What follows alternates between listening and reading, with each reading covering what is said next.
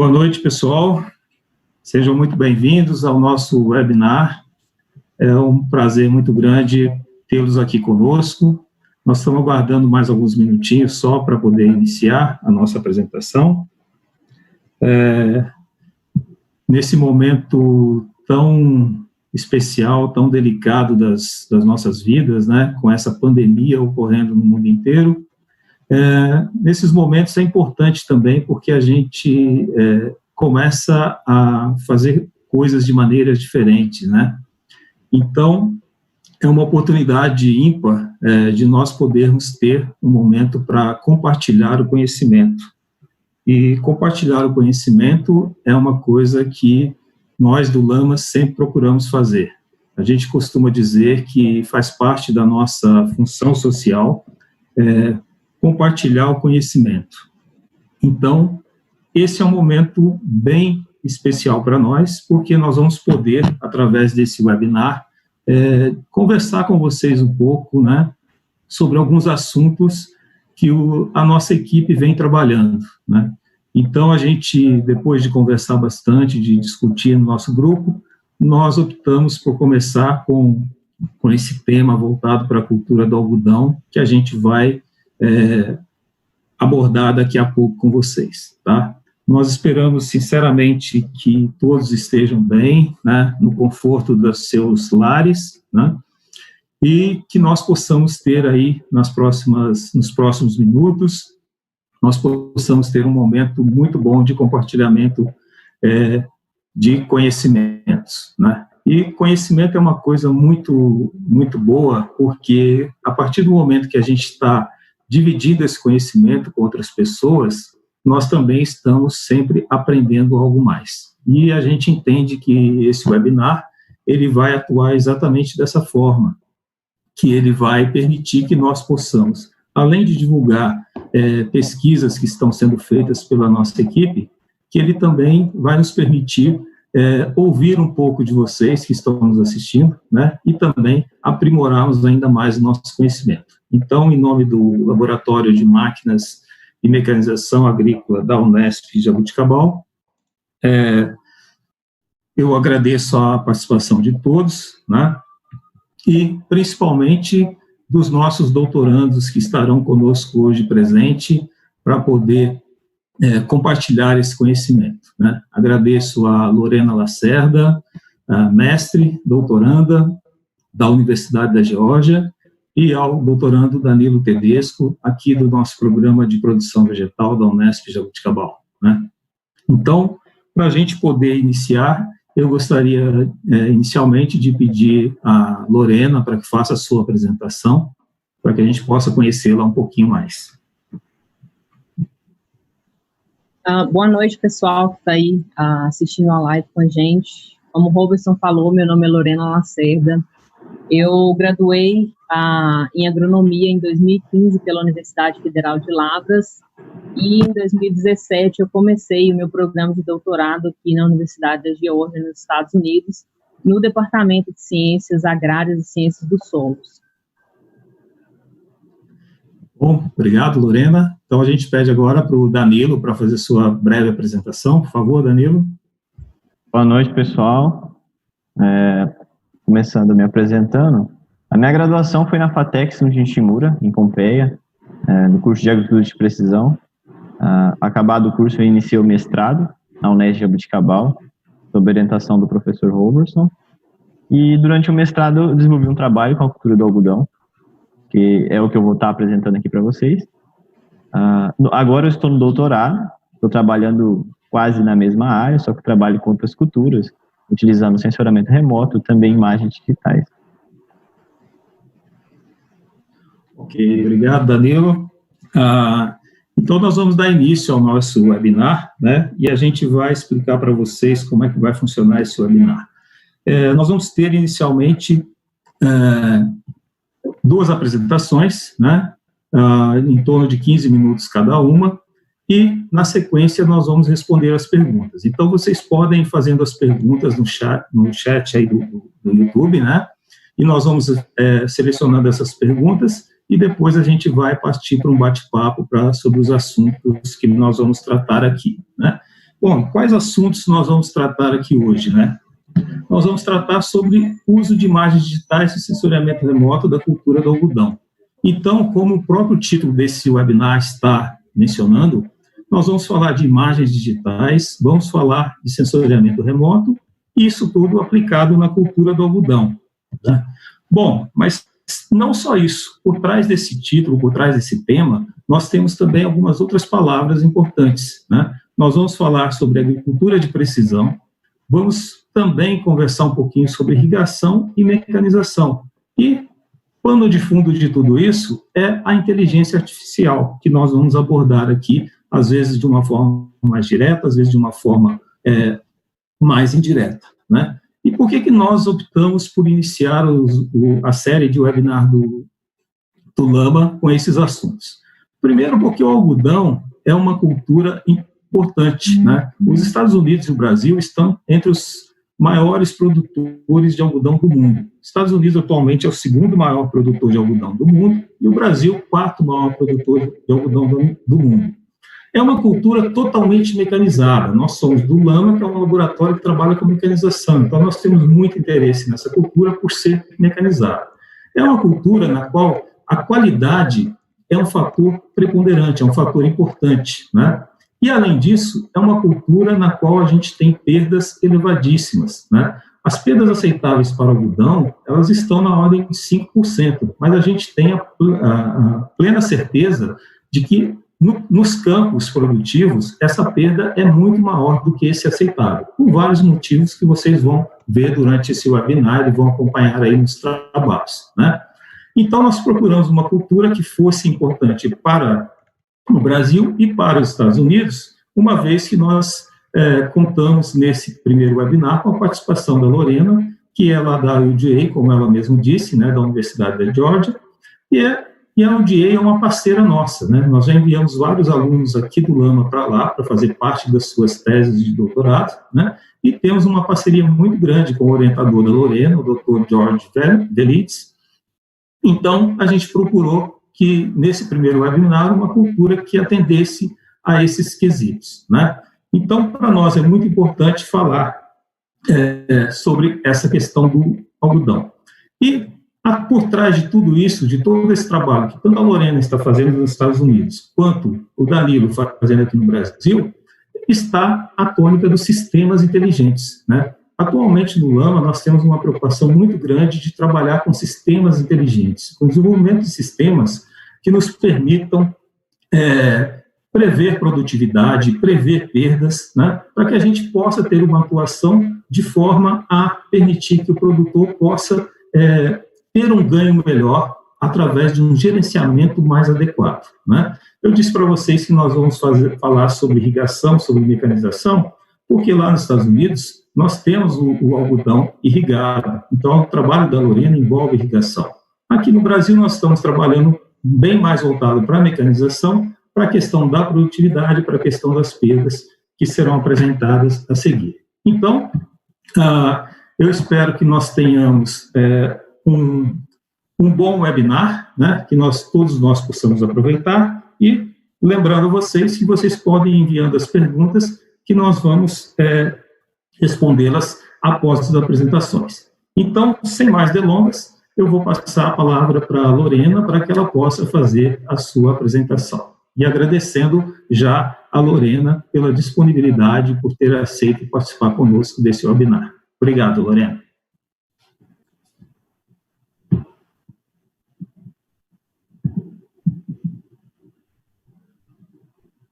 Professor, vocês conseguem ver a apresentação? Ok.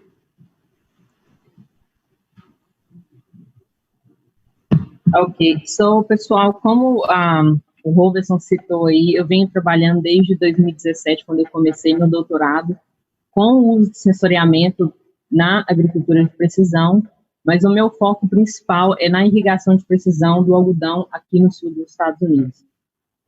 Antes de começar a falar um pouco de sensoriamento remoto, eu acho importante eu explicar um pouco sobre a irrigação de precisão, né? Sobre o sistema de irrigação de taxa variada, qual a diferença desse sistema para o sistema convencional e alguns conceitos importantes que são envolvidos aí na irrigação de taxa variada para vocês conseguirem entender como eu faço a utilização do sensoriamento remoto para ajudar na tomada de decisão da irrigação.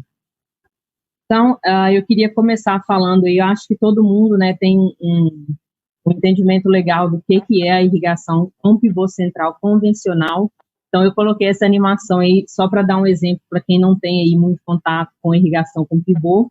A gente tem essa área, né, plantada aí com algodão, e vocês podem ver que a maior parte da área e o algodão está verde, resultado de uma boa irrigação, né, uma taxa de irrigação adequada, e a gente tem essa área aí mais embaixo em amarelo, que tem um solo mais arenoso, que a gente vê que a cultura está sofrendo um pouco de estresse, e uma área em cima, do lado esquerdo, que não faz parte da área de plantio. Então, como que a irrigação de pivô funcionaria, irrigação convencional de pivô funcionaria nessa área?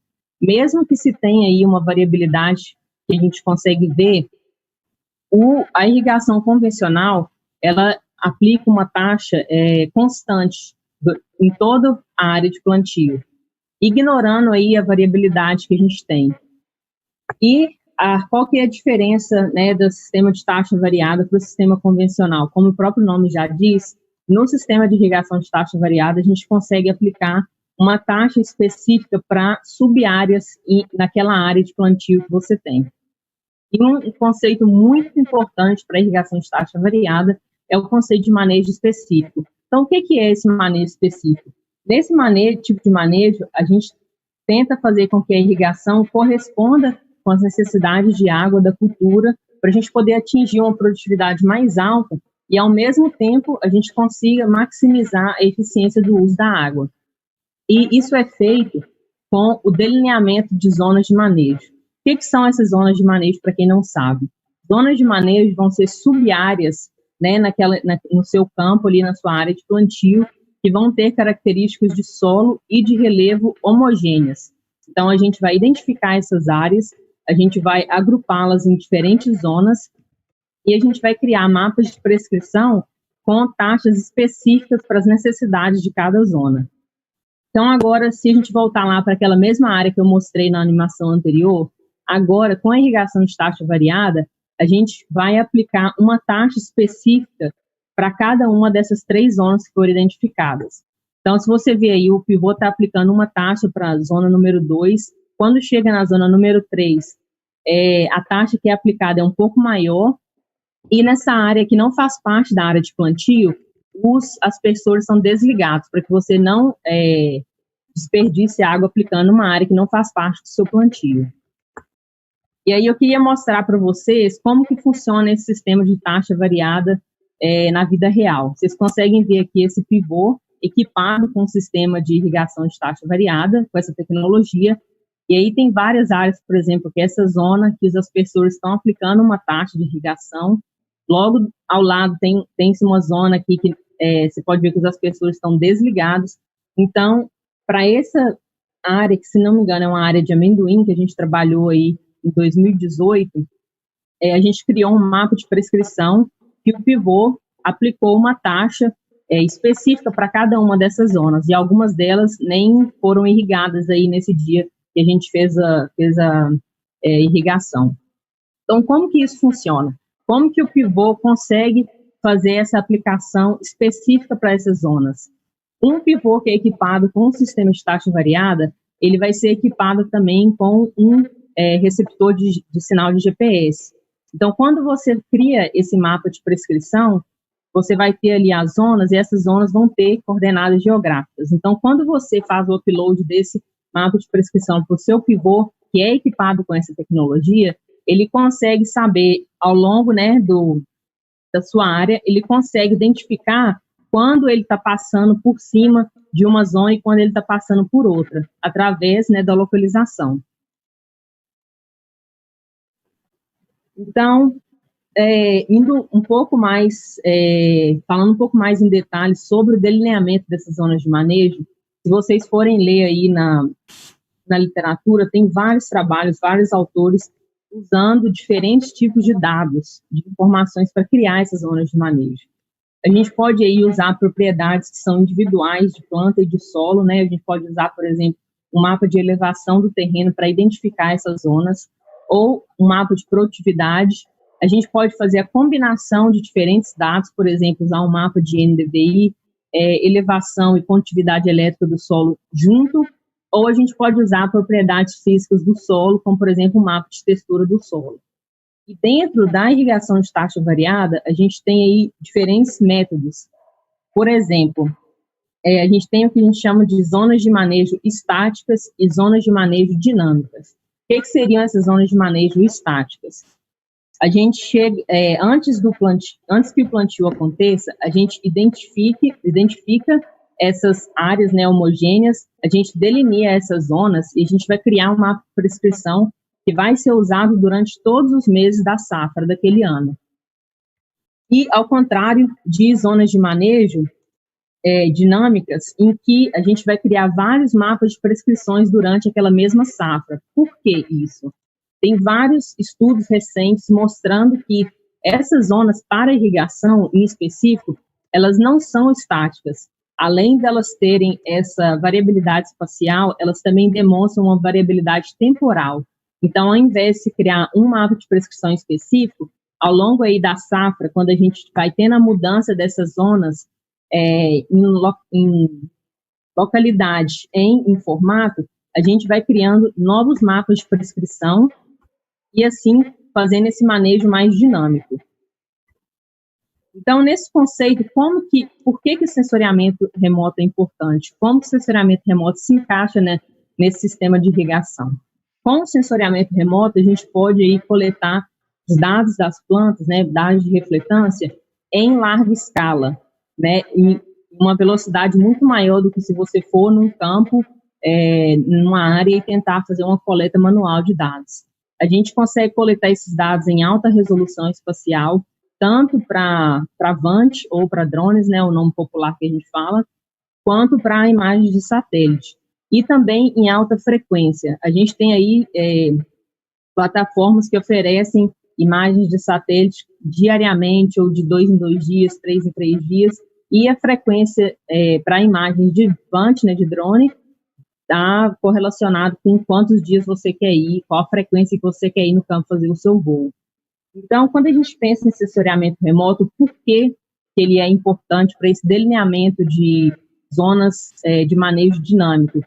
E a resposta está aí nesse retângulo vermelho. Porque com o sensoriamento remoto, ele possibilita que a gente faça um monitoramento frequente da cultura. Então, a gente consegue monitorar com frequência essa interação entre planta, solo e ambiente que acontece durante a sua safra.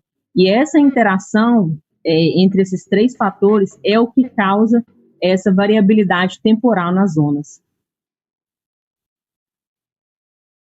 Então, entrando aí um pouco na parte de como a gente usa o sensoriamento remoto para correlacionar ou identificar o status da sua plantação, né, nesse caso aí de algodão, eu queria entrar um pouco e falar ali do espectro eletromagnético, que a gente pode ver aí no gráfico à esquerda, e mostrar para vocês como que a gente consegue coletar esses dados, né, dessas imagens. Então, a gente tem aí uma variedade de bandas, né, no espectro eletromagnético, que vão desde imagens, bandas no visível, infravermelho próximo, infravermelho de ondas curtas.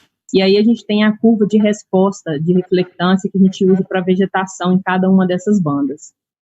E em cada uma dessas bandas, o que vai afetar quanto que as plantas vão refletir naquela banda são diferentes características da planta. Por exemplo, nas bandas do visível, o que afeta a reflectância da planta, das folhas, é a quantidade de pigmentos que você tem dentro das folhas. Quando você vai para a banda pro infravermelho, o que afeta essa reflectância é a estrutura celular das folhas. Quando você olha o infravermelho de ondas curtas, o que afeta essa reflectância é o teor de água dentro da folha. Então, se a gente olhar para esse gráfico e eu te perguntar, para um experimento de irrigação, quais desses dados você escolheria para poder usar? Claramente a gente escolheria, né, o infravermelho de ondas curtas, porque é a banda que se correlaciona diretamente com o teor de água dentro da planta. Mas tem aí um jeito da gente conseguir utilizar as bandas do visível e infravermelho próximo, mesmo que elas não sejam específicas para isso. E para isso você tem que ter um conhecimento mais aprofundado da fisiologia da sua cultura. Então, isso aí é o que a gente está tentando, é um dos pontos que a gente está tentando explorar na nossa pesquisa. E aí a gente está indo lá direito também as imagens termais. Por que é importante a gente ter dados de temperatura das nossas áreas? Eu acho que a maioria das pessoas que estão assistindo aí, acompanhando essa live, tem um entendimento de que as plantas, em geral, elas têm nas suas folhas uma estrutura chamada estômago. Então, quando as plantas elas têm uma quantidade de água disponível o suficiente para ela se desenvolver e crescer, esses estômagos estão abertos e as plantas elas transpiram uma taxa maior. Então, com isso, com essa transpiração, a temperatura interna da planta consegue diminuir. E é um mecanismo similar com o que o nosso corpo faz para tentar controlar a nossa temperatura, né, através do suor. E quando a gente tem aí plantas que estão sofrendo com estresse hídrico, essas estruturas, esses estômagos, eles tendem a diminuir a sua abertura ou fechar completamente. Então, as plantas, elas transpiram numa taxa muito menor ou não transpiram. Então, elas não conseguem controlar a temperatura interna e essa temperatura aumenta. Então, se você tem esses dados de temperatura, a imagem com os dados de temperatura da sua área, você consegue ver quais partes, né, do seu campo a sua cultura está estressada porque tem uma temperatura maior e quais a irrigação está sendo efetiva porque as plantas têm uma temperatura mais baixa. E aí, se a gente olhar todos esses dados aí que eu mostrei nesse slide, é óbvio para a gente que imagens termais e imagens no infravermelho de ondas curtas, elas vão ser mais apropriadas se você está trabalhando com irrigação, porque elas diretamente se correlacionam com o status da planta e em relação à água e também com o teor de água, né, dentro da planta. Mas a gente tem aí uns obstáculos para utilizar esse tipo de dado. As imagens termais que a gente tem disponíveis, de satélites, por exemplo, elas são disponíveis em uma frequência até muito boa. Você consegue aí plataformas que disponibilizam elas diariamente, mas a resolução espacial é muito ruim. A gente tem aí algumas plataformas que têm resolução espacial de 1.000 metros por pixel. Com 1.000 metros por pixel, você não consegue praticamente fazer nada numa área de plantio. E essas câmeras termais que a gente tem disponível para drones, elas geralmente custam muito mais do que câmeras multiespectrais, por exemplo, e elas também têm uma acurácia muito mais baixa do que a gente precisa para esse tipo de trabalho.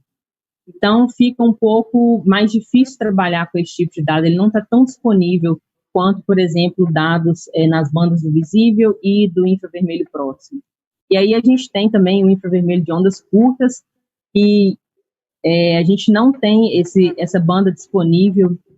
Muito difícil ter essa banda disponível para câmeras que são adaptadas para drones. Então, a gente não tem como usar esse tipo de dado se você está fazendo voos com drones.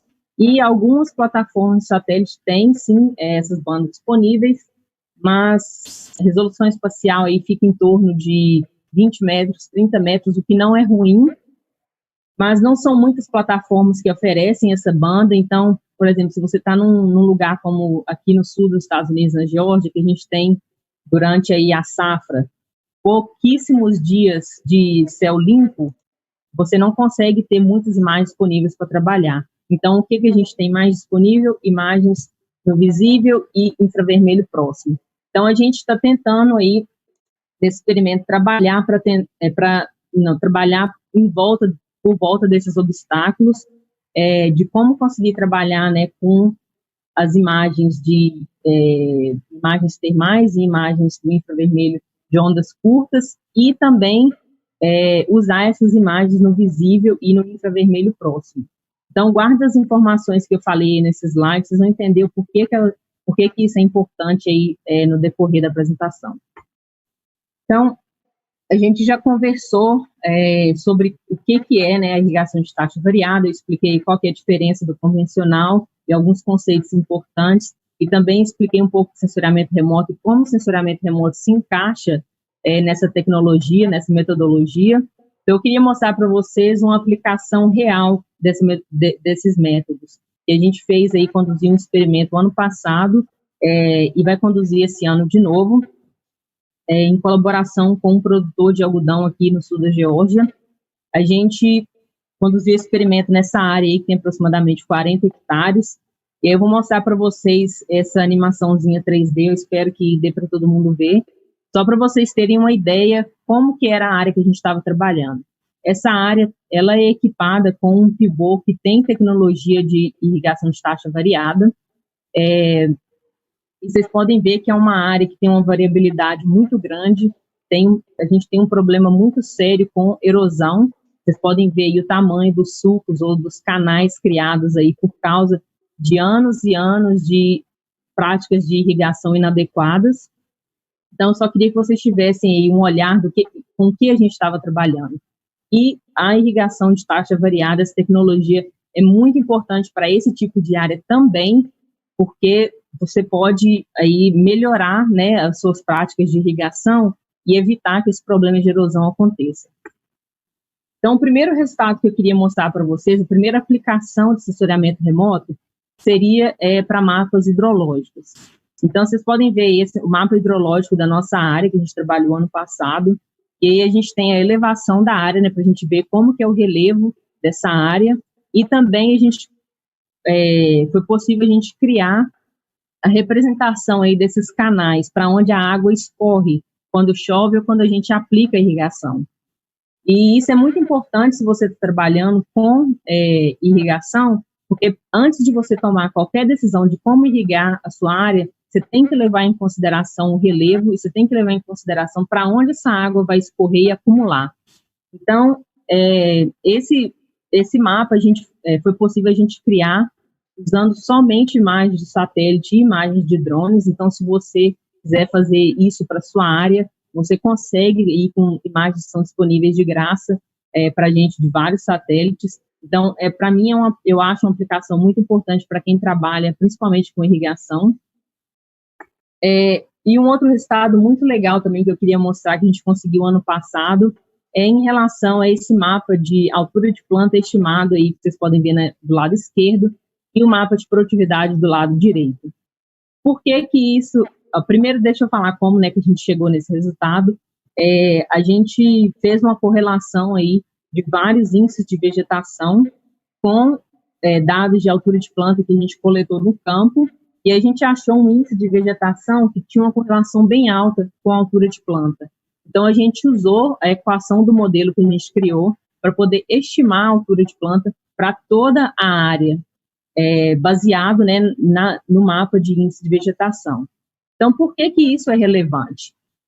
E eu vou falar uma informação especificamente sobre a cultura do algodão, pode se aplicar para outras culturas, mas, assim, principalmente para a cultura do algodão, que eu ainda não falei para vocês, que quando a gente pensa nessa metodologia de irrigação, a gente divide aí a safra do algodão em 2 estágios.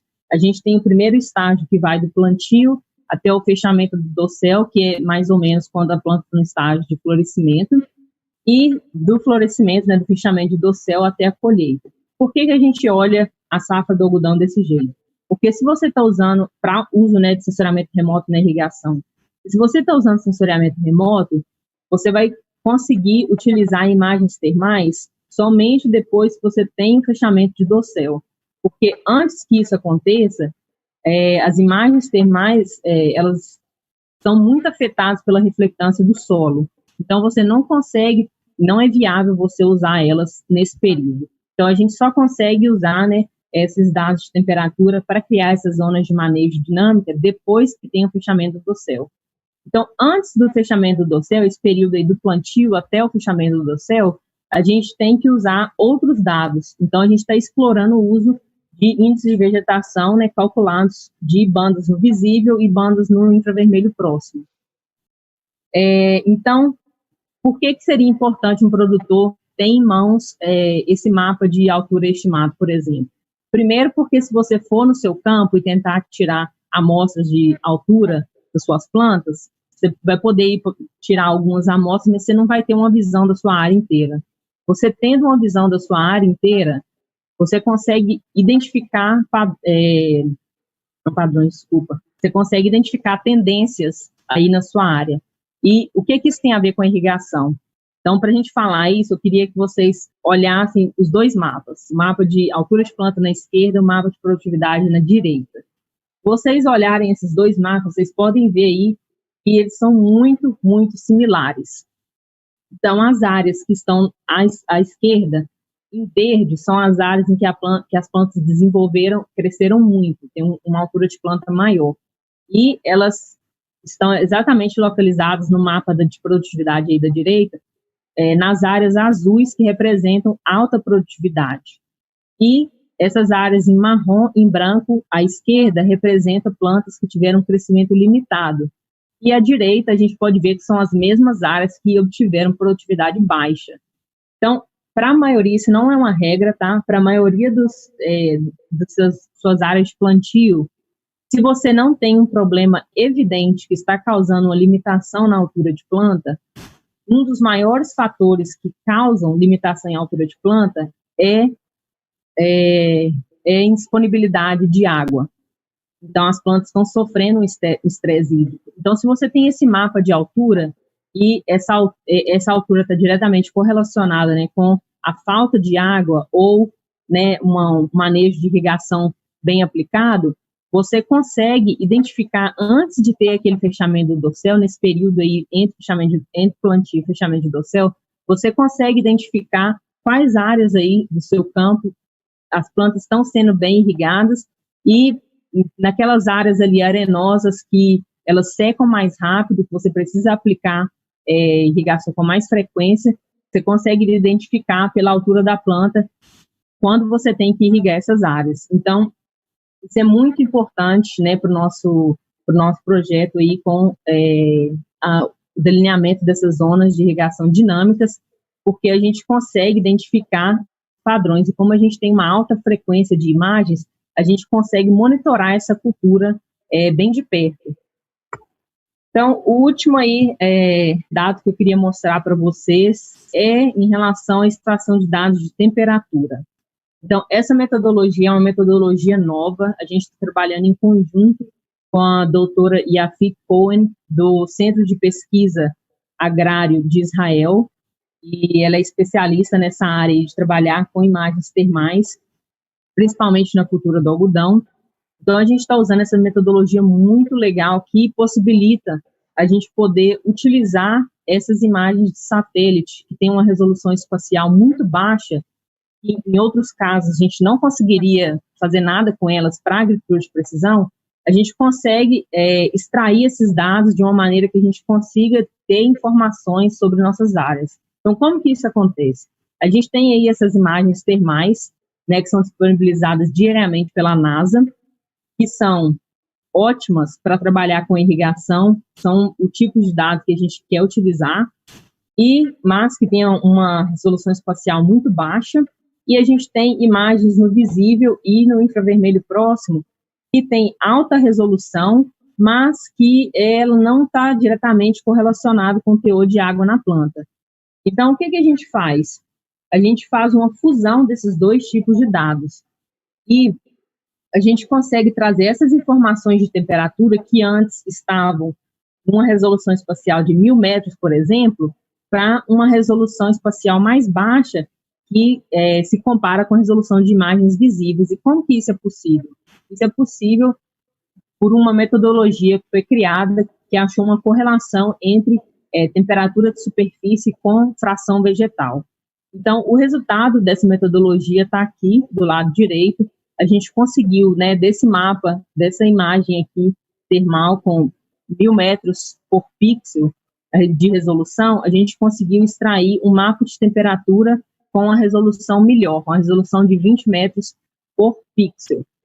De novo, por que isso é importante? Se você tem, aí, como eu falei, essas imagens são disponibilizadas quase diariamente ou quase diariamente Se você tem mapas de temperatura da sua área que são disponibilizados com uma frequência tão alta, você consegue monitorar a sua cultura durante toda a safra.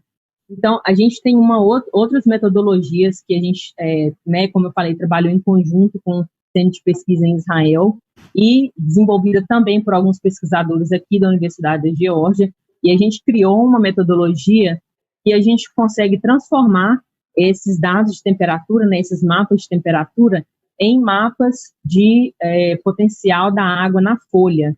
Então, você consegue ter uma visão direta do que está acontecendo na sua planta toda semana, quase diariamente, durante todo o período aí de produção. Então, com isso, você consegue adequar a sua irrigação e fazer uma irrigação mais precisa, aplicando água de acordo com as necessidades da sua planta em diferentes áreas aí da sua área de plantio. Então, era isso que eu tinha para mostrar para vocês hoje. Eu entendo que esse sistema de tecnologia de irrigação de taxa variada é uma tecnologia que, se não me engano, ainda não chegou no Brasil, e se chegou, ainda não é muito difundida, provavelmente tem um valor muito alto, mas eu acho que é uma tecnologia muito bacana que vai chegar no Brasil, vai ser difundida, e que isso traga, eu espero que essa apresentação tenha trazido aí informações legais que vão ser úteis para vocês no futuro. Então, eu queria agradecer aí o Lama pelo convite, e se vocês tiverem qualquer pergunta, pode fazer aí no final, né, do nosso webinar, e meu contato está aqui, meu e-mail, se vocês tiverem alguma pergunta, se vocês têm interesse em aprender mais, estou disponível para responder qualquer dúvida. Muito obrigada. Nós agradecemos a Lorena pela sua brilhante participação, muito didática, Lorena, acho que todo mundo ficou bem contente, bem satisfeito com a sua exposição, né? E é interessante, Lorena, porque a sua pesquisa, ela vem muito ao encontro dos Objetivos de Desenvolvimento Sustentável da ONU, né? Essa questão de otimizar a irrigação, de melhor aproveitar esse recurso que é tão complicado, né, no mundo, a questão da água. Então, isso mostra que vocês aí na UDA estão bem antenados com os Objetivos de Desenvolvimento Sustentável da ONU, né, mais especificamente o objetivo número 6, né, que trata dessa questão da água. E toda essa tecnologia que vocês estão trabalhando. A gente tem algumas perguntas aqui para você, mas nós vamos fazer, como a gente combinou, após a apresentação do Danilo, tá? Mais uma vez, em nome do Lama, a gente agradece a sua preleção aí, tá bom? Bom, então vamos chamar o Danilo para fazer a sua apresentação. Danilo, por favor.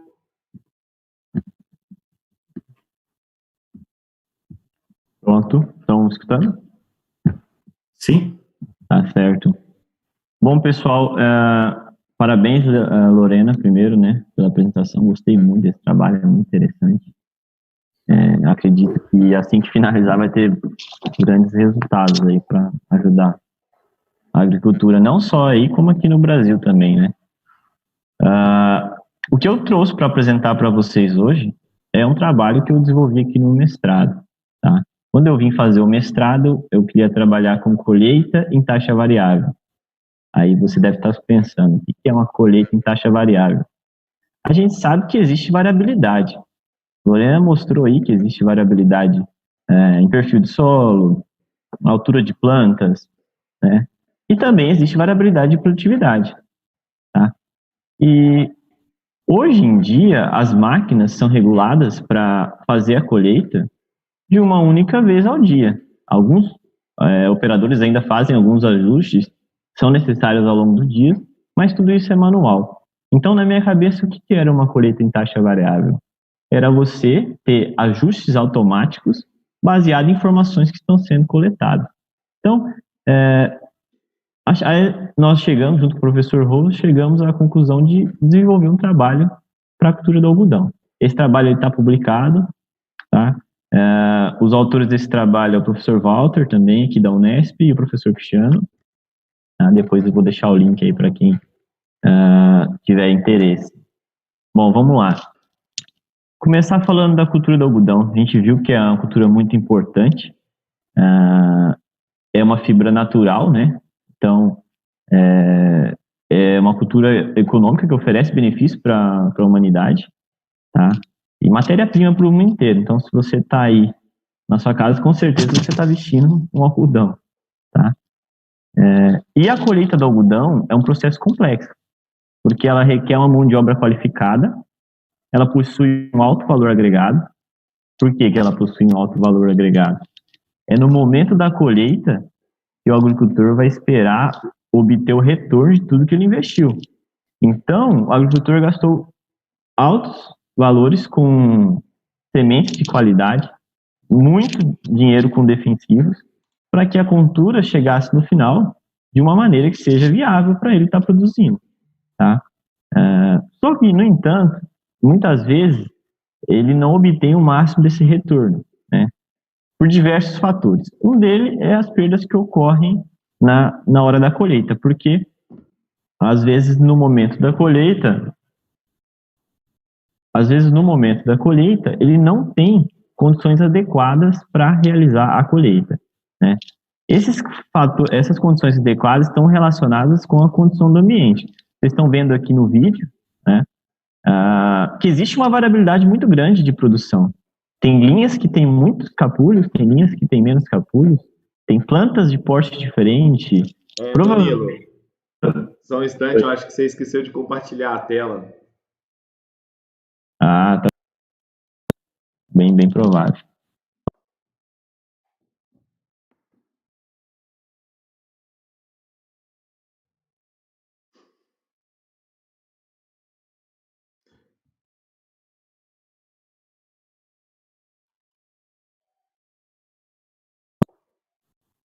E agora tá aparecendo? Ok. Tá. Agora, ok, Danilo. Eu só vou voltar aqui rapidinho, né? Esse foi o slide de introdução, né? Eu queria mostrar essa tela aqui, que eu estava falando do trabalho que a gente publicou recentemente na Computers, uma revista que tem bastante trabalhos interessantes nessa área aí, agricultura digital, sensores, tem muitas coisas interessantes lá. Então compensa vocês darem uma olhada lá. Os autores que eu estava falando, o professor Walter, vocês estão conseguindo ver meu mouse aí, né? O professor Rose e o professor Cristiano, foi em parceria com eles que a gente desenvolveu esse trabalho, tá? Então, voltando aqui, deixa eu avançar, falei dos países. Então, esses fatores, eles interferem na operação da colheita, tá? E como eu havia falado, em condições normais de colheita, não é sempre que o operador vai estar lá regulando a máquina, né? O que normalmente ocorre? O operador realiza uma primeira regulagem, inicia o processo de colheita. Depois ele faz algumas adaptações. Mas a gente sabe que existe uma variabilidade da produtividade e muitas vezes não, atualmente, a máquina não consegue se adequar para fazer essas alterações automaticamente, com base em alguma informação que ela estiver coletando. Então, o que vai acontecer na colheita? Em momentos, a máquina com uma regulagem que foi configurada, ela vai estar realizando a colheita com em uma região que está com alta produtividade e também, depois de 10, 20 metros, uma região que pode estar com alta. Tá? Então, o fluxo de material que está entrando para dentro da máquina, ele vai variar. E a máquina não faz esse ajuste. Tá? Na cafeicultura, por exemplo, a eficiência de colheita depende, ela é significativa quando a colheita é realizada de acordo com a produtividade. Tá? Então, se eu tenho uma planta de café que tem muitos grãos, muitos frutos, se eu ajustar a agressividade da minha derriça de acordo com essa quantidade de frutos, eu vou ter uma derriça mais eficiente, tá? E talvez, para uma planta que não tenha tantos frutos, eu poderia estar diminuindo essa agressividade para estar reduzindo danos aí na planta, para estar realizando a colheita de melhor, tá? E aí você pode estar reduzindo tanto a agressividade como velocidade de operação, né? São diversas regulagens que você poderia trabalhar em cima. Só que, como eu falei, essas regulagens ainda são feitas manualmente. Não existe nenhum sistema que nos dá uma informação para fazer a regulagem automaticamente. Vocês podem ver aqui, trouxe alguns dados aqui de perdas, né? O professor Howell falou que os valores aceitáveis são em torno de 5%. Né? Em trabalhos dizem que são em 10%, mas nenhum agricultor vai deixar perder 10%. Sempre ele vai estar fazendo as regulagens para diminuir esses níveis, porque ele vai estar perdendo. Tá? Mas valores até de 20% de perda são encontrados na colheita do algodão. Então, e esses valores é muito ou é pouco? Tá? Eu não sei se vocês sabem, mas o algodão ele é produzido por grandes produtores. Então, dificilmente você vai encontrar um produtor de algodão que tem áreas pequenas. Então, são sempre em grandes áreas. Tá? Uma produtividade média de algodão de 300 arroba por hectare, se a gente aceitar perder 5%, que dá 15 arrobas, eu fiz essa conta aqui em função do preço do ano passado, mas eu queria trazer para vocês esse número. Né? Em 1 hectare vai estar perdendo R$ 1.300 aproximadamente. Só que para 1.000 hectares já começa a ter um valor significativo aí. Né? Esse dinheiro poderia estar sendo aplicado para outras coisas. Então, agora eu vou falar o que realmente aconteceu no trabalho. Né? Pensando nisso, a gente pensou, por que não fazemos alguma coisa para conhecer a produtividade da lavoura do algodão, para nos ajudar a ter informações para melhorar as regulagens da máquina. Tá? Então, a gente adquiriu algumas imagens e queríamos estimar a produtividade do algodão. Por que a gente não utilizou o sensor que existe na colhedora? A colhedora de algodão ela tem um sensor que registra as produtividades no momento da colheita. Só que essas produtividades que estão sendo registradas, elas são registradas depois que o material entrou dentro da máquina. Então, nossa ideia era, a gente precisa estimar a produtividade antes do material entrar da máquina, porque a gente vai ter uma noção do fluxo do material que vai estar entrando e a gente vai conseguir adaptar melhor as regulagens para atender o fluxo de material que está entrando. Então, a gente adquiriu algumas imagens e fizemos a contagem de capulho, manualmente e automaticamente. Automaticamente, nos permite fazer isso para grandes escalas. Uma pessoa fazer isso manualmente no campo é demorado. Então, por isso que a gente queria desenvolver algo que seja possível a gente fazer essa identificação automaticamente. Né?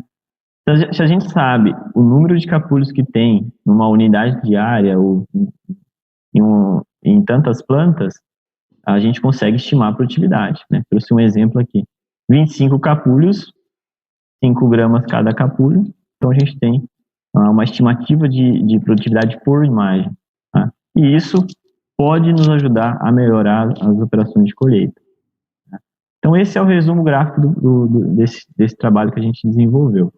Tá? Por fim, a gente estima a produtividade. Tá? Então, vou mostrar como foi feito todo esse processo. Primeiro foi a aquisição das imagens. Então, com o celular, a gente fez a filmagem, né, das plantas, né, lá na lavoura. Filmando normalmente com o celular, uma câmera de 8 megapixels. É muito simples fazer isso.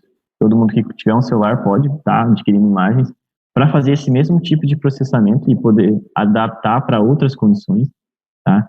Para milho, para soja, para outras culturas. Né?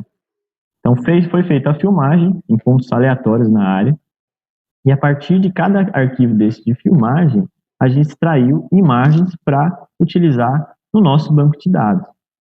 Então, aqui está o exemplo. Só que a gente não fez a filmagem em apenas um horário. Por quê?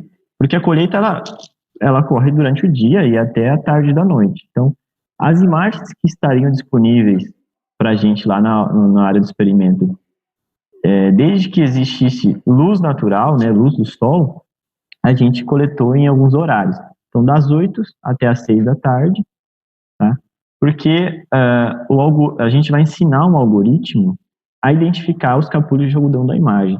Então, o ideal é que ele seja robusto e consiga identificar independente do horário de aquisição. Né? O que muda nesses horários de aquisição? os efeitos do ambiente, né?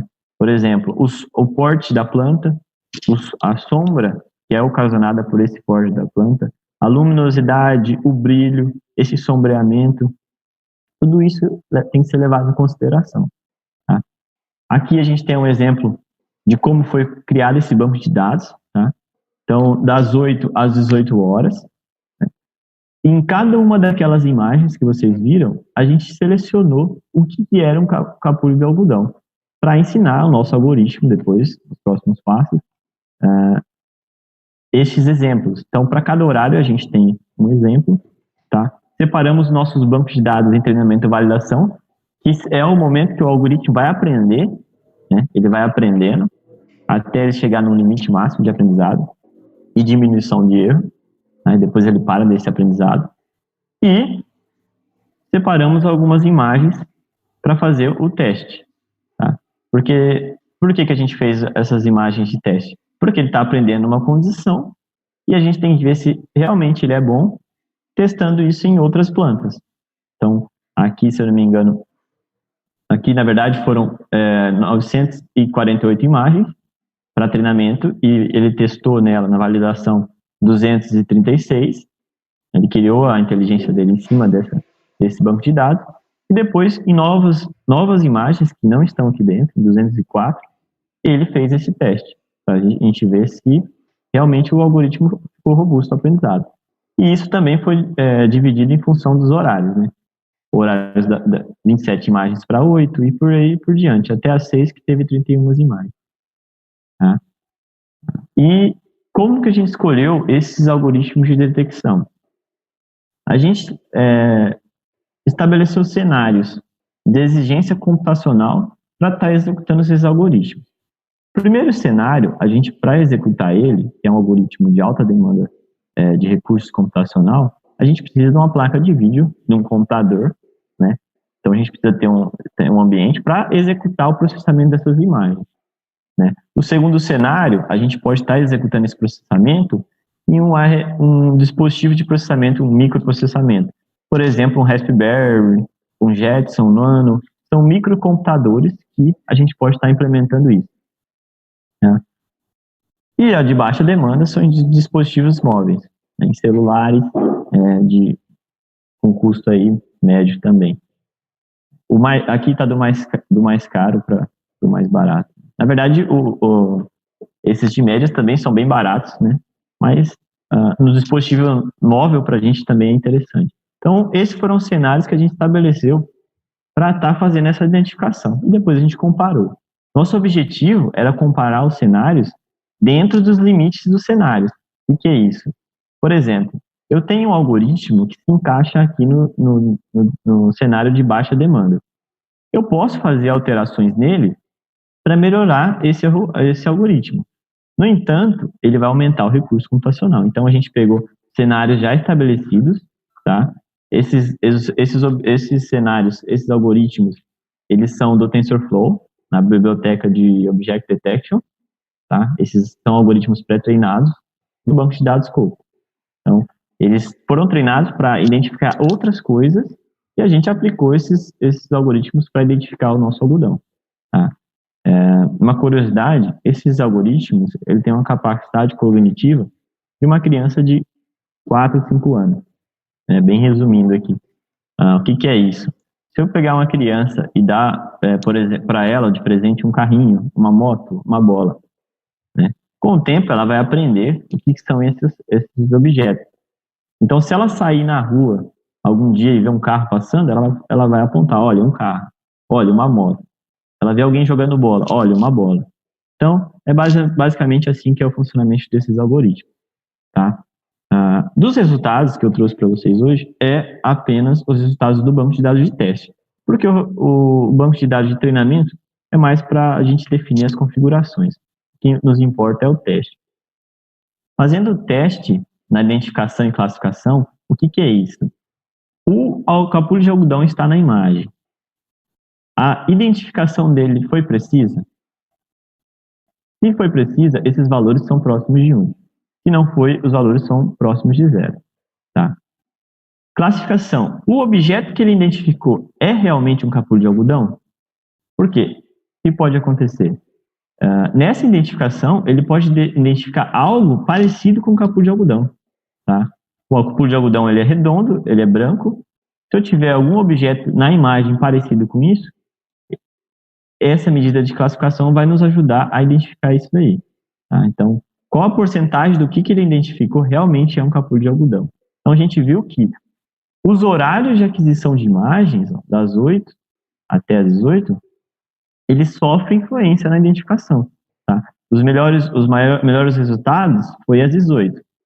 Então, e conforme vai diminuindo esse horário, você vê a distância aqui, ó, vai caindo, a identificação vai ficando pior.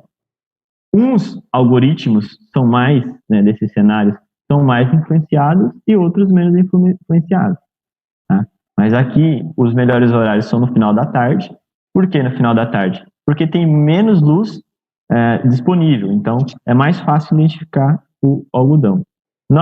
Horário da 8 da manhã, em todos os cenários eles teve uma redução da qualidade da identificação, desse desempenho. O que mais sofreu com isso foi o cenário de baixa demanda. Tá? Outro resultado que a gente teve também está relacionado à contagem dos capulhos. Tá? Esse resultado é o erro da contagem comparando os resultados que a gente contou manualmente com os resultados que a gente contou automaticamente usando algoritmos desse cenário. A gente vê aqui embaixo, ó, no eixo X, são os horários de aquisição da imagem, das 8 às 18. O cenário de baixa demanda, o erro foi em torno aí de 50% a 60%, 40% a 60%. Então, o que isso nos indica? Que esse cenário não é ideal para fazer essas contagens de capulho, tá? Porque os erros são altíssimos. O cenário de alta demanda, que é essa linha azul, ele tem uma variabilidade aí de 10% a 25%, né, no erro de identificação. Essa variabilidade para nós não é boa. Por quê? Porque o ideal é que ele seja estável, que ele funcione independente de horário. E o erro também seja estabilizado. Né? Por exemplo, o cenário de média demanda, que foi esse outro algoritmo, o erro foi estável, né? Variando aí de 8% a 11%, e para todos os horários. Se a gente fosse escolher, será que dá para usar o algoritmo do sinal de alta demanda para fazer a identificação? Apenas nos horários das 10, que está próximo aqui com o de média demanda, às 2 da tarde e às 5 da tarde. Tá? Mas o que é isso? É a identificação dos capulhos. Né? Aqui eu trouxe um exemplo para o início da manhã. Eu não vou colocar todas as imagens aqui de todos os horários, mas eu trouxe um exemplo do início da manhã da identificação dos capulhos nas imagens. Né? O cenário de alta demanda é a mesma imagem, o que muda? É o algoritmo que está sendo utilizado. Né?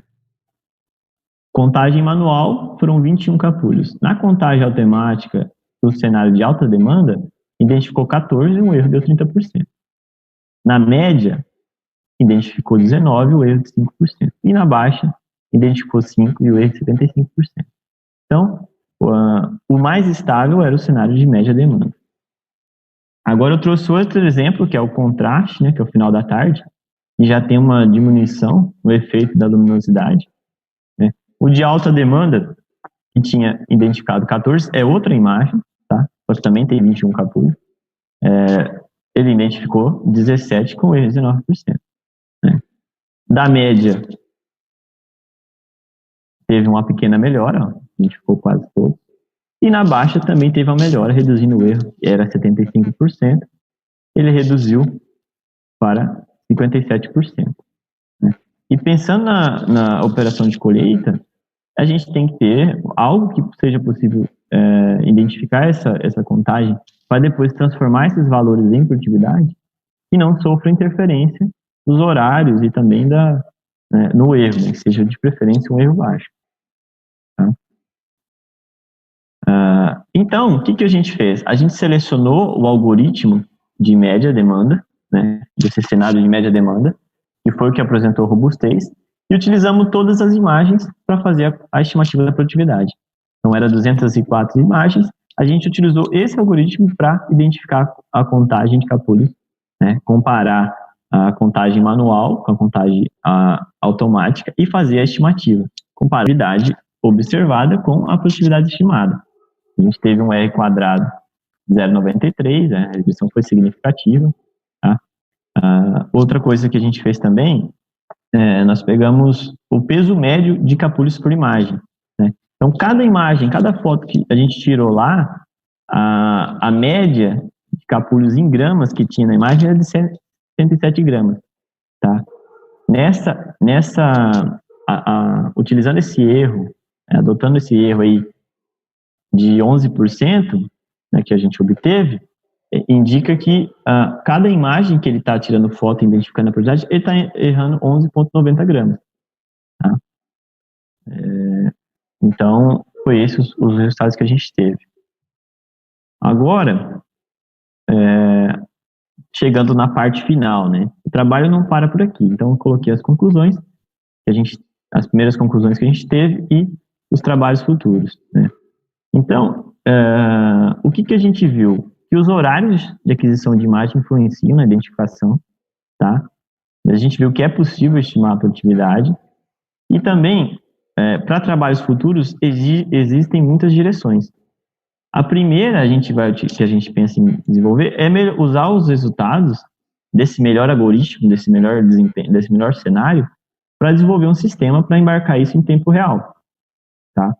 Então, seria algo parecido com isso, a gente está em desenvolvimento ainda, identificar os capulhos e fazer a contagem no momento da operação, tá? E aí a gente pode utilizar informações da máquina também para analisar isso juntamente, por exemplo, com o sensor de profundidade da máquina, sensor de velocidade, e tentar estabelecer relações aí para estar melhorando essa operação. Né? A segunda direção que a gente acredita que seja promissora é desenvolver esse mesmo sistema para perdas, tá? Que a gente está desenvolvendo. Por quê? Porque a gente sabe o que está entrando na máquina e a gente sabe o que está ficando na máquina. Então, a partir daí a gente consegue estabelecer esses critérios aí para melhorar a qualidade as melhores regulagens, né? Esse aqui é um exemplo, tá? Que representa muito bem isso que eu estou querendo dizer. Imagine que o centro desse percurso seja a melhor eficiência de colheita, sejam as regulagens da máquina. Então, o curso por exemplo, chegou uma condição de muita alta produtividade, que seria algumas dessas. Deixa eu avançar aqui. Que seria, por exemplo, esta quina aqui, ó. Que as regulagens estão. Então, ele vai indicar qual que seria a nova regulagem para estar fazendo essa colheita. Então, é basicamente isso que a gente está pensando em fazer no futuro. Tá? Então, esse foi o uso da imagem. Existem muitas aplicações para identificar flores, principalmente o pessoal de programas de melhoramento genético, identificar flores, identificar pragas também. Nós agradecemos, então, ao Danilo pela apresentação, né? Danilo, essa questão aí de trabalhar com imagens, né, para poder permitir um gerenciamento melhor da colheita, por exemplo, né, é uma questão que coloca aí o seu trabalho no nível de vários outros que estão sendo desenvolvidos pelo mundo afora, como a gente tem visto aí em vários congressos. Vou pedir para você descompartilhar sua tela, Danilo, para a gente dar sequência. Então, a gente agradece ao Danilo pela apresentação. Leonardo Gonçalves Bastos, né? Leonardo pergunta: quais os sensores que são usados para fazer esse manejo de taxa variável via irrigação? Lorena? Então, Leonardo, né, se não me engano, quem perguntou. Para o manejo de taxa variável, claro, né, o primeiro sensor e tecnologia que eu citei foi que o seu pivô ele tem que ser integrado com a tecnologia de taxa variável. E minha resposta vai entrar aí um pouquinho numa pergunta que foi feita aí depois sobre as válvulas hidráulicas do pivô. Então, como que seu pivô ele consegue variar essa taxa de aplicação? No pivô convencional, você tem aí, né, os aspersores e eles todos são controlados por uma mesma pressão. Então, a pressão que você colocar no seu pivô, a taxa de aplicação vai ser aquela mesma para todas as pessoas. Num pivô com essa tecnologia de taxa variada, tem aí diferentes opções que você pode conseguir. Você pode comprar o seu pivô já integrado com esse sistema, ou você pode ter um pivô convencional, já se você tiver aí um pivô na sua área, e você quiser integrar essa tecnologia, também tem essa possibilidade. E quando você integra essa tecnologia, você pode, ou compra um pivô que já tem tecnologia, você pode comprar, dependendo aí, com opções dependendo qual precisão que você quer. Você pode ter essas válvulas, né, de pressão individuais para cada aspersor no pivô, o que vai ser, claro, né, vai ter um preço muito mais alto, ou você pode ter esse controle por zonas. Então, a cada grupo de, por exemplo, 5 aspersores, ele é controlado por uma válvula. E aí, outros 5 aspersores, uma segunda válvula. Então, você pode variar aí a quantidade de sensores que você quer colocar, de acordo com a precisão que você precisa, que você quer ou precisa, e também do dinheiro que você quer gastar. Um outro sensor que a gente, especificamente aqui na Universidade da Geórgia, no nosso departamento, a gente usa, é o sensor de umidade do solo. Na verdade, o nosso sistema, nossa metodologia está sendo desenvolvida em cima desses sensores de umidade do solo, que a gente tem aqui, o nosso departamento, né, o meu professor, ele desenvolveu junto com o time um sensor de umidade do solo que tem um preço mais baixo, e a gente está baseando toda a nossa metodologia no sensor de umidade do solo. Tem aí outras opções que você pode ter. Tem uma outra pergunta falando sobre lâmina de aplicação, né? Alguém perguntou se consegue calcular a lâmina de aplicação pelas imagens.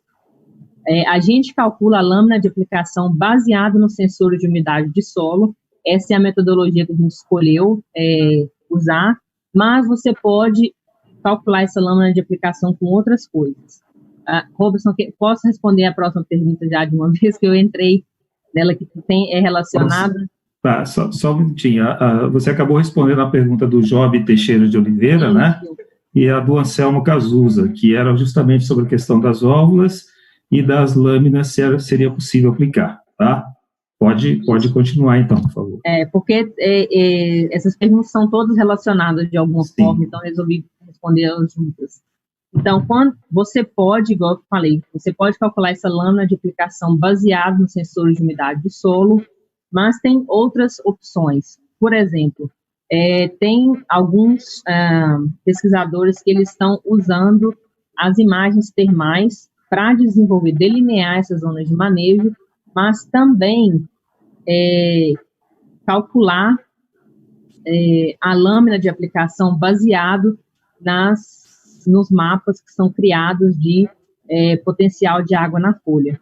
Como que isso é feito? Através de pesquisa, você consegue achar aí o que a gente chama de thresholds, ou limites, né, valores, que quando você vê ali que uma parte da sua área, ou a sua área inteira, né, dependendo, ela atinge aquele valor, você decide fazer a aplicação de irrigação. E aí, em conjunto com o modelo de evapotranspiração, é calculado a lâmina de irrigação e quando vai ser irrigado, sem usar o sensor de umidade do solo. Então, tem também essa opção. Então, você pode usar modelo de evapotranspiração em conjunto, né, com esses mapas de potencial de água na folha que são criados das imagens termais. Ok. Bom, eu vou fazer mais uma pergunta aqui para a Lorena. Lorena, a pergunta do Tiago Costa é qual ou quais satélites você costuma usar? Landsat, o Sentinel? Tem algum específico que você prefere, que tenha resolução melhor? Então, eu já trabalhei com esses dois aí que você citou. A gente, hoje, não está usando o Landsat para esse fim específico. A gente usa a banda termal do Landsat para fazer validação do nosso modelo, né, que eu falei lá da metodologia de fusão de imagens. Então, a gente usa o Landsat para validação. Mas uma plataforma que a gente tem usado muito é a Planet, né, que eu acho que aí no Brasil também está bem popular. que oferece imagens com resolução aí de 3 metros diariamente. Então, a gente usa bastante a Planet. Tem uma nova plataforma chamada Venus, que é uma plataforma israelense, que a gente começou a trabalhar agora também. Então, todos esses aí que você citou, o Sentinel é um satélite muito bom, né, para você usar a banda de infravermelho de ondas curtas. Então, esses dois aí que você falou, eu já utilizei, e Planet é uma plataforma que eu recomendo também. Chegaram 2 perguntas aqui pelas redes sociais aqui, de pessoas que não conseguiram enviar pelo chat lá no YouTube. Para o Danilo agora, tá? Danilo, João Carlos Ferreira pergunta como você vê o futuro da colheita inteligente do algodão. Você acha que isso poderá ser implementado no curto prazo?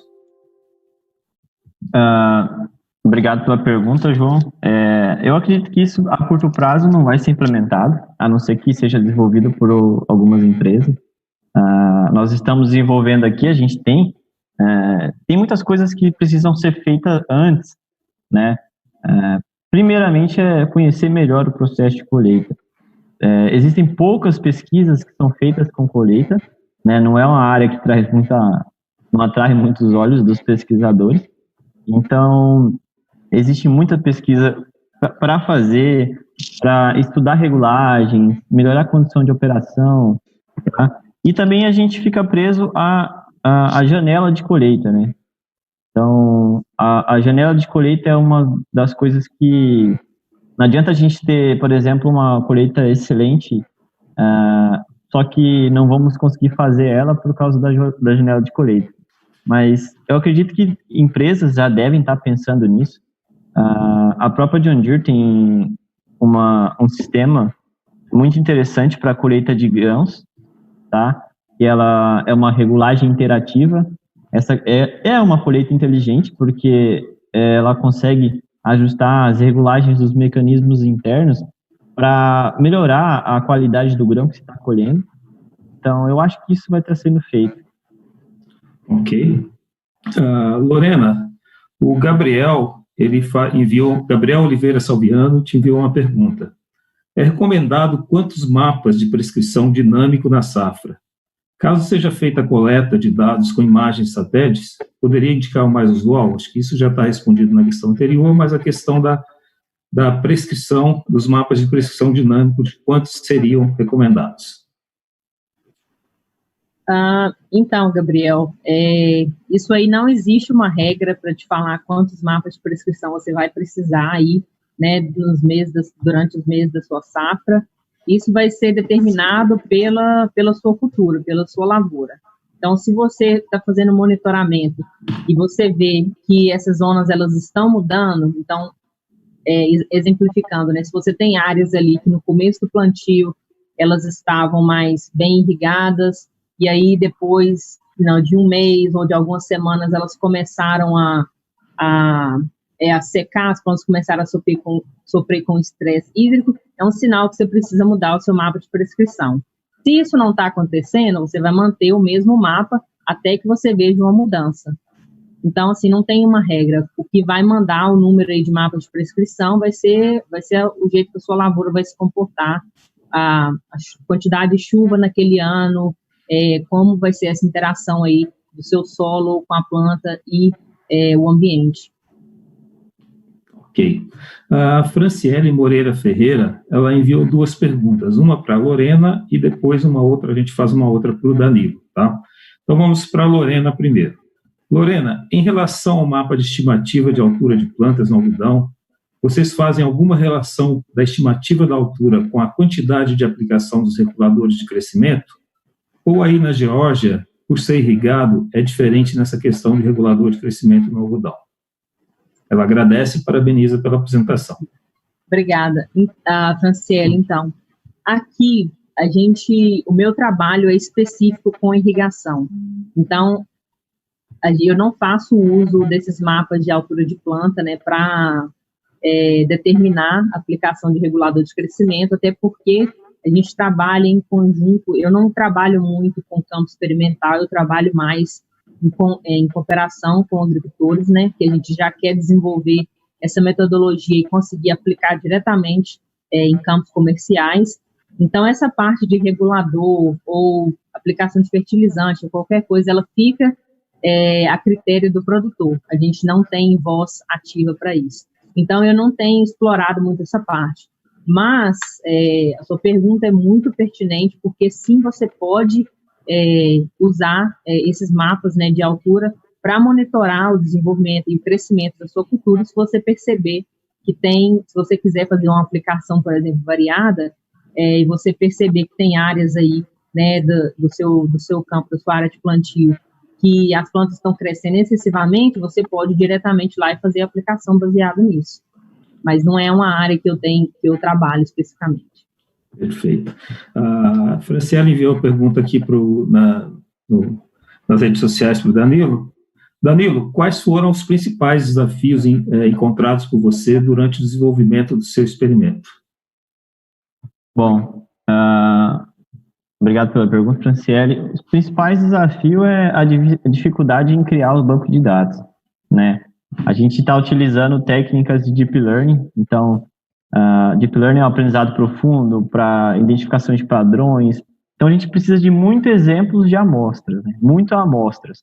Então, se a minha amostra é uma foto, eu preciso de muitas fotos. Se a minha amostra são capulhos de algodão, eu preciso ensinar muitas vezes o que é um capulho de algodão. Eu utilizei 1.300 imagens, se eu não me engano, e o número de amostras que deu lá no final foram 24.000. Então, isso é um processo que é feito manualmente, pode ser feito por outras técnicas também, automático, mas é um pouco mais complexo. Então, eu acho que o mais difícil aqui nesse experimento foi criar o banco de dados, né? Em relação ao desenvolvimento do algoritmo e fazer esses testes, tem tudo na internet, é só ler alguns artigos e alguns tutoriais, você consegue desenvolver algo parecido, tá? Mas a parte que levou mais tempo aí foi a criação do banco de dados. Bom, nós temos duas perguntas aqui, nós vamos encerrar com essas duas perguntas, né? Para não prolongar muito mais, a gente já está com quase 1h30 de webinar aí, né? Então, nós temos uma pergunta para a Lorena e outra para o Danilo, né? Lorena, o Marcelo Júnior faz a seguinte pergunta: tendo em vista a necessidade de um maior investimento em um sistema de irrigação por taxa variada e uma obtenção de dados espectrais para um manejo de irrigação eficiente, qual seria a variabilidade mínima para se adotar um manejo por taxa variada? Exemplificando, qual o grau de variabilidade do solo para investir nesse sistema, economicamente falando? E parabéns pela apresentação. Essa é uma pergunta boa.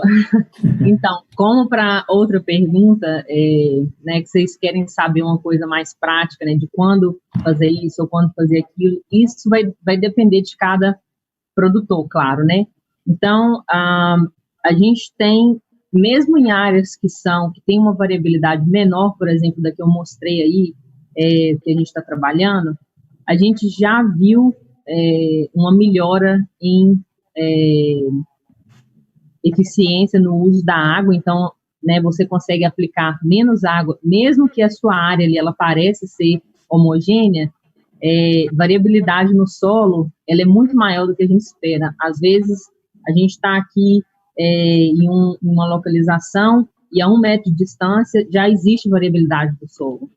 Então, assim, eu acredito que irrigação de taxa variada, ela traria, né, benefícios para quase todos, né, quase todas as áreas de cultivo, mas aí também vai depender, né, da regulamentação do estado ou do país que você está. Por exemplo, aqui na Geórgia, eu não sei como eu não lembro como que é aí no Brasil, mas aqui os produtores, eles não precisam pagar pela água. Então, eles podem usar a quantidade de água que quiser e é de graça. Mas o maior custo que se tem da irrigação é com energia, né? As bombas para poder trazer essa água para irrigação. Então, aí o produtor ele vai sentar e calcular quanto que ele consegue economizar em questão de energia. No nosso caso aqui, eu não sei se no Brasil os produtores precisam pagar pela água, que seria um custo adicional, né? E ainda mais interessante para se colocar a agricultura a irrigação de taxa variada, que você economizaria mais água e mais dinheiro. Então, o produtor ele tem que ver quanto que eu vou economizar aqui se eu, né, diminuir a minha aplicação de água, diminuir a quantidade de vezes que eu vou ligar o meu pivô por semana ou por mês, e ver também, né, qual o aumento de produtividade que ele vai ter. Por exemplo, nos nossos trabalhos aqui com os produtores que a gente tem cooperado, a gente viu resultados ano passado, ano anterior, de um aumento de 40% em eficiência do uso da água. Então, 40% a menos do que o sistema de irrigação convencional. E nesse mesmo experimento, que a gente economizou 40%, a nossa produtividade foi 10% maior. Então, a gente conseguiu produzir mais e economizar água. Então, no final, você tem que sentar, né, calcular e ver se isso vale a pena. Mas, minha opinião pessoal, eu acho que ao longo prazo, o investimento que você faz nesse sistema de taxa variada, ele traria benefícios. Né? A curto prazo, claro, é um investimento muito grande, mas ao longo prazo ele traz benefícios para a maioria dos produtores. Obrigado, Lorena. Bom, enquanto eu encerrava as inscrições para as perguntas, chegou mais uma aqui, né? E para o Danilo também. Então, vamos aqui. Danilo, primeiro, o Tiago Costa te manda parabéns, show, parabéns pela apresentação. E o Armando Brito faz uma pergunta. Danilo, as fotos que você tirou eram georreferenciadas? E se sim, é possível a partir da mesma gerar mapas de produtividade? Bom, obrigado pela pergunta, Armando. Sim, as fotos eram georreferenciadas. A câmera do celular, se você tiver um sinal, uma conexão, no metadados dela você tem as coordenadas disponíveis, altitude, altitude, longitude e latitude, você consegue georreferenciar para fazer esses mapas de produtividade. A nossa ideia é utilizar exatamente para esse objetivo. Tá? Outra coisa, eu vi uma pergunta aqui sobre luminosidade. Existem seria a próxima. Seria. Só te cortar um minutinho, Danilo. Então, a pergunta é do Leonardo Gonçalves Bastos, como fazer para reduzir os efeitos da luminosidade na identificação dos capulhos. Sim. Então, existem técnicas de processamento de imagens, aumentos de dados, tá? Você consegue simular efeitos na imagem. Você faz uma modificação, você consegue aumentar brilho, reduzir brilho, aumentar a luminosidade, diminuir a luminosidade. Existem algumas técnicas que você pode estar implementando. Nesse trabalho, eu incluí essas técnicas, mas eu não avaliei a diferença dos resultados de identificação com essas técnicas que eu coloquei. Eu coloquei essas técnicas nos 3 cenários que eu avaliei. Só complementando também a pergunta do Armando, isso está sendo muito utilizado, usar imagens com coordenadas. Então, você poderia fazer isso para identificação de uma praga. Então, você tirou uma foto de um sintoma na lavoura, tem as pragas, você tem a localização já referenciada, isso com o celular ou com um dispositivo de baixo custo de aquisição. Tá? Ok, muito obrigado, Danilo. A gente percebe, então, que os temas abordados aqui, eles são muito mais amplos do que a abordagem que a gente deu. Nós demos algumas abordagens específicas, voltando para a irrigação, voltando para a mecanização, mas essas técnicas, elas têm um potencial muito grande, como o Danilo acabou de dizer, para serem empregadas em todo o campo da agronomia, né? Manejo e controle de pragas e doenças é um bom exemplo disso, de plantas daninhas, né? Então, são técnicas que têm um potencial de aplicação muito grande, né? Bom, nós agradecemos, então, ao Danilo e à Lorena, e passamos a palavra, vamos aproveitar que o Danilo terminou de falar agora. Danilo, vamos passar para você fazer os seus agradecimentos finais. Beleza, obrigado. Eu queria agradecer a todos aí que estão presentes assistindo a gente, ao convite também do professor Rosen e do Adão, do pessoal do Lama, tá? A Lorena aí, por estar disponibilizando o seu conhecimento com a gente também. Queria deixar aqui, eu tenho um canal no YouTube que eu estou colocando alguns tutoriais de QGIS, usando imagens de satélite, vou começando a alimentar ainda. Então, vocês procurem lá, tem no meu Instagram acho que é @tedescodanilo, então procura no Instagram do Lama que vocês vão encontrar alguns tutoriais, tá? Se tiverem alguma dúvida, pode mandar e-mail também, chamar lá no LinkedIn, estou à disposição aí para maior esclarecimento. Perfeito. Obrigado, Danilo, mais uma vez pela sua participação, ajudou a brilhantar bastante a nossa live aí, no nosso webinar. Lorena, passamos para as suas considerações finais. Bom, eu queria agradecer primeiro, né, a você, Roberson, e o Adão, por ter me convidado a participar dessa live. Eu acho importante a gente passar esse conhecimento, né, os resultados que a gente consegue nas nossas pesquisas e tentar estreitar um pouco aí a relação, né, do que a gente faz na universidade, passar isso para um número maior de pessoas que a gente consiga e não só ficar, né, com essas tecnologias que a gente desenvolve para os produtores, para as pessoas, que ela não fique só no ambiente acadêmico e que a gente consiga, né, passar mais para que chegue a mais número de pessoas possíveis. Queria agradecer também a todo mundo que participou da live, todo mundo que fez perguntas. Eu acho muito importante, eu acho legal demais ver as pessoas, né, tendo interesse nesses assuntos. São tecnologias novas aí que a gente está utilizando cada vez mais para conseguir trazer benefícios e melhorar, né, a nossa produção, os nossos cultivos. Então, muito obrigado a todo mundo. Nós aqui agradecemos, Lorena, a sua participação, sem dúvida muito importante, muito boa, né? E é um prazer tê-la conosco aqui. Deixamos aí nossos abraços a todos vocês da UDA, ok? Antes de encerrar, pessoal, eu gostaria de agradecer ao Dr. Adão Felipe, né, que foi um dos incentivadores dessa série de webinar do Lama. Então, muito obrigado, Adão, que ficou aí nos bastidores, né, organizando tudo para a gente. E também gostaria de convidá-los para a semana que vem, na quinta-feira, né, a gente vai fazer a divulgação nas nossas redes sociais, mas nós vamos ter um outro webinar na quinta-feira, com o tema Colheita de Café, Desafios e Inovações, com a participação dos doutores Tiago Tavares e Elizabeth Casano. Então, todos sintam-se convidados e muito obrigado a todos vocês que estiveram conosco durante todo esse período. Muito obrigado e até a próxima.